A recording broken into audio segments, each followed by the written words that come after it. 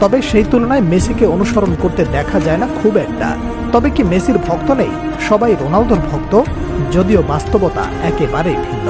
যদি কেউ রোনালদোর বিখ্যাত সেলিব্রেশন কপি করতে চায়, তবে তার কি কি প্রয়োজন? হয় একটি গোল করতে হবে যেটা ভিনিসিয়াস জুনিয়র করে, কিংবা একটি সেঞ্চুরি যেটা ক্রিস গেইল করেছিল, অথবা একটি উইকেট তুলে নেয়া যেটা মাথিসা পাথিরানা কিংবা মোহাম্মদ সিরাজরা করে থাকে। কিন্তু মেসির সেলিব্রেশন করার জন্য কি প্রয়োজন জানেন? শিরোপা ঘরে তোলা।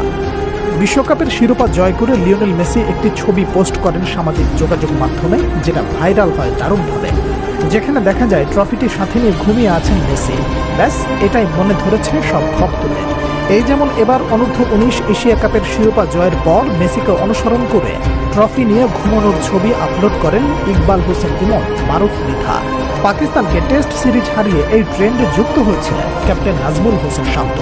কিছুদিন আগে ভারত যখন টি-20 বিশ্বকাপ